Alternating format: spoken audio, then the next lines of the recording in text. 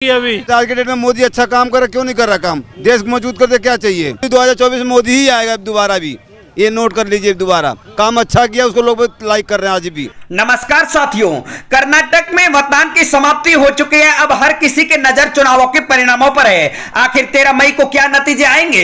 अगर यहां पर कांग्रेस पार्टी सरकार बनाने में सफल हो जाती है तो भारतीय जनता पार्टी के लिए दक्षिण के इस राज्य में सबसे बड़ा झटका लग सकता है, क्योंकि कर्नाटक का चुनाव कोई मामूली चुनाव नहीं है। साल 2024 में होने वाले लोकसभा के चुनाव का कर्नाटक का चुनाव सेमीफाइनल से कम नहीं है। अगर भारतीय जनता पार्टी यहां पर अपनी सियासत खो देती है तो दक्षिण का द्वार कर्नाटक के साथ में भारतीय जनता पार्टी के लिए अन्य कई राज्यों में भारतीय जनता पार्टी को नुकसान का सामना करना पड़ सकता है, क्योंकि बीजेपी के सामने इस बार साल 2024 में होने वाले लोकसभा के चुनाव में कई चुनौतियां खड़ी है। विपक्ष इन दिनों महागठबंधन की तैयारी में है, तो भारतीय जनता पार्टी उत्तर प्रदेश, राजस्थान, पश्चिमी बंगाल, बिहार जैसे कई राज्यों में अपनी सियासी जमीन को मजबूत करने के लिए प्रधानमंत्री नरेंद्र मोदी एक एक कई सौगातें देते नजर आ रहे हैं।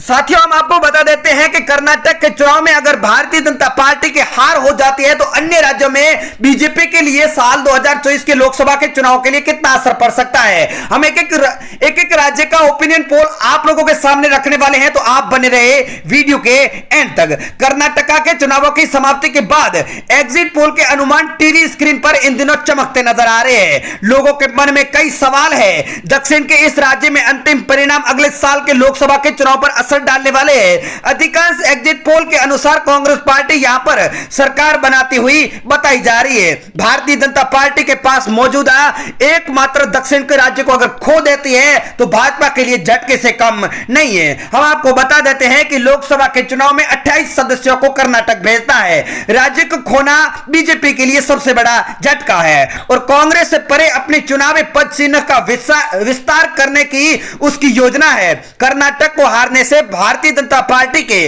अखिल भारतीय होने के दावे पर सेंध लग सकती है, लेकिन इससे कांग्रेस पार्टी को बहुत भारी मात्रा में फायदा भी मिलने वाला है, क्योंकि चुनावी उलटफेर के बाद 2024 में उसकी निगाह फिर से उठने वाली है। अधिकांश राजनीतिक विशेषज्ञों की यही राय है कि कर्नाटक को जीतना 2024 के लिए सबसे बड़ी लड़ाई बढ़ने के माहौल के लिए एक अच्छा मौका बन सकता है। यदि कांग्रेस पार्टी कर्नाटक के चुनाव में जीत जाती है तो आगामी लोकसभा के चुनावों के लिए कांग्रेस के लिए यह सबसे बड़ी संजीवनी बूटी साबित हो सकती है। कर्नाटक में लोकसभा की 28 सीटें हैं जो आगामी लोकसभा के चुनावों के लिए काफी मायने रखती है। कर्नाटक में वर्तमान में भारतीय जनता पार्टी के पास 25 लोकसभा के सांसद हैं, कांग्रेस के पास 2 हैं तो अन्य के पास 1 है। वर्तमान में कहा जाए तो लोकसभा के सीटों के मामले में कांग्रेस का हाल भले ही बुरा है, लेकिन विधानसभा के चुनाव जीत जाती है तो कांग्रेस पार्टी इस बार दक्षिण में बड़ा उलटफेर लोकसभा के चुनाव में कर सकती है।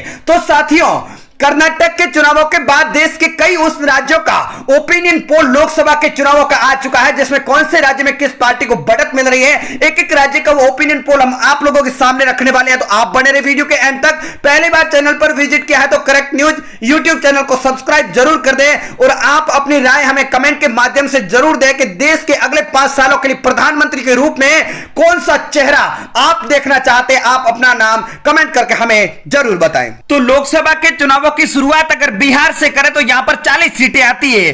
भारतीय जनता पार्टी को 15 सीटें जा सकती है, तो जेडीयू भी यहां पर 15 सीटों पर कब्जा कर रही है। कांग्रेस को 1, आरजेडी के खाते में 9 सीटें जा सकती है। अगली बात अगर पंजाब की करें तो यहां पर लोकसभा की 13 सीटें है। भाजपा को 2 सीटें मिल रही है, कांग्रेस पार्टी को 4 सीटें जा रही है, एसएडी को 2 सीटें, तो आम आदमी पार्टी पहले नंबर पर 5 सीटों पर कब्जा कर सकती है।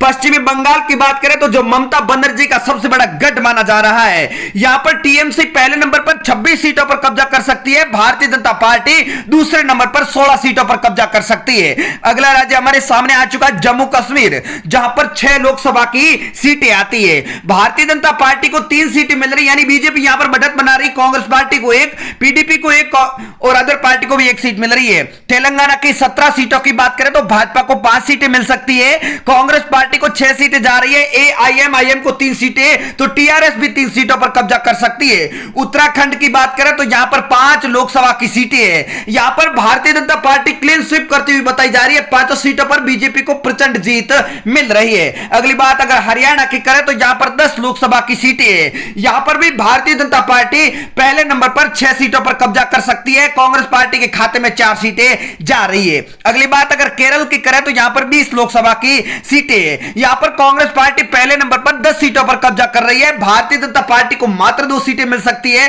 और एलडीएफ को 8 सीटें मिल रही है। मेघालय की 2 सीटों की बात करें तो यहां पर भी बीजेपी क्लीन स्वीप कर रही है। दोनों सीटों पर बीजेपी को प्रचंड जीत मिल रही है। अदर पार्टी को एक भी सीट नहीं जाने का अनुमान जताया जा रहा है। बात अगर दिल्ली की करें तो यहां पर 7 लोकसभा की सीटें। भारतीय जनता पार्टी यहां पर भी 5 सीटों पर कब्जा कर रही है। आम आदमी पार्टी की भले ही यहां पर सरकार है लेकिन सीटें मात्र 2 मिल रही है। बात अगर अरुणाचल प्रदेश की करें तो यहां पर 2 सीटें हैं। दोनों सीटों पर बीजेपी का कमल खिलता हुआ बताया जा रहा है। अदर पार्टी का खाता यहां पर नहीं खुलता हुआ बताया जा रहा है। अगले राज्य की बात करें तो हमारे सामने छत्तीसगढ़ आ चुका, जहां पर 11 लोकसभा की सीटें हैं। भारतीय जनता पार्टी को 8 सीटें जा रही है। कांग्रेस पार्टी को 3 सीटें मिल सकती है। अदर पार्टी को यहां पर एक भी सीट नहीं मिलने वाली है। बात अगर गुजरात की करें तो यहां पर बीजेपी की सरकार है और यहां पर लोकसभा की 26 सीटों में से भाजपा को 23 सीटें जा सकती है और कांग्रेस पार्टी को 3 सीटें जाने का अनुमान जताया जा रहा है। बात अगर मिजोरम की करें तो यहां पर 1 सीट है, सीधे बीजेपी के खाते में जा सकती है। अदर पार्टी को यहां पर एक भी सीट नहीं मिलने का अनुमान जताया जा रहा है। अगले राज्य की बात करें तो हमारे सामने आ चुका राजस्थान, जहां पर वर्तमान में कांग्रेस पार्टी की सरकार है लेकिन लोकसभा के चुनाव में 25 सीटों में से बीजेपी 22 सीटों पर कब्जा कर सकती है। कांग्रेस पार्टी को 2 सीटें जा रही है, अदर के खाते में 1 सीट जा सकती है। महाराष्ट्र की बात करें तो यहां पर महाराष्ट्र का सियासी दंगल इन दिनों गरमाया नजर आ रहा है। 48 सीटों में से बीजेपी को 32, कांग्रेस को 4, शिवसेना को 4 तो एनसीपी को 8 सीटें मिल रही है। हिमाचल प्रदेश की बात करें तो यहां पर 4 लोकसभा की सीटें हैं। बीजेपी को यहां पर भी 3 सीटें मिल रही है। कांग्रेस पार्टी के खाते में 1 सीट जा रही है, अदर पार्टी को एक भी सीट नहीं मिल रही है। बात अगर लक्षद्वीप की करें तो यहां पर 1 लोकसभा की सीट है जो कांग्रेस पार्टी के खाते में जा रही है, अदर पार्टी को एक भी सीट नहीं मिलने वाली है। अगले राज्य की बात करें तो हमारे सामने आ चुका गोवा, जहां पर 2 लोकसभा की सीटें हैं। दोनों पर बीजेपी का कमल खिल रहा है, यानी बीजेपी यहां पर भी क्लीन स्वीप करती हुई बताई जा रही है। अदर पार्टी को यहां पर एक भी सीट नहीं मिलने वाली है। बात अगर त्रिपुरा की करें तो यहां पर 2 लोकसभा की सीटों पर सीधा बीजेपी का कब्जा हो रहा है। कांग्रेस, बीएसपी, समाजवादी पार्टी या फिर अदर पार्टी का यहां पर खाता नहीं खुलने वाला है। असम की बात करें तो यहां पर 14 लोकसभा की सीटों में से भाजपा को 11 सीटें मिल रही है। कांग्रेस पार्टी को 1, एआईयूडीएफ को 2 सीटें जाने का अनुमान जताया जा रहा है हमारे ओपिनियन पोल के तहत। अगर ओडिशा की बात करें तो यहां पर 21 लोकसभा की सीटें हैं। यहां पर भारतीय जनता पार्टी को 7 सीटें जा रही है, कांग्रेस पार्टी को 4, अदर पार्टी को 10 सीटें मिल रही है। आंध्र प्रदेश की बात करें तो बीजेपी को 9, कांग्रेस पार्टी को 3, वाईएसआर को 10, टीडीपी को 4 सीटें मिलने वाली है। बात अगर तमिलनाडु की 39 सीटों की करें तो बीजेपी को 2, कांग्रेस को 1, डीएमके को 16, एआईएडीएमके को 15 सीटें जा रही है। अगले राज्य की बात करें तो यहां पर उत्तर प्रदेश से हमारे सामने बीजेपी प्रचंड जीत करके 70 सीटें बीजेपी को, कांग्रेस को 1, बीएसपी को 2, समाजवादी पार्टी को 7 सीटें जा सकती है। कर्नाटक की 28 सीटों की बात करें तो भाजपा यहां पर आगे बताई जा रही है। बीजेपी को 19, कांग्रेस को 6, जेडीएस को 3 सीटें जा रही है। मध्य प्रदेश की 29 सीटों में से भाजपा को 24, कांग्रेस को 3, बीएसपी को 2, समाजवादी पार्टी का खाता यहां पर नहीं खुलने वाला।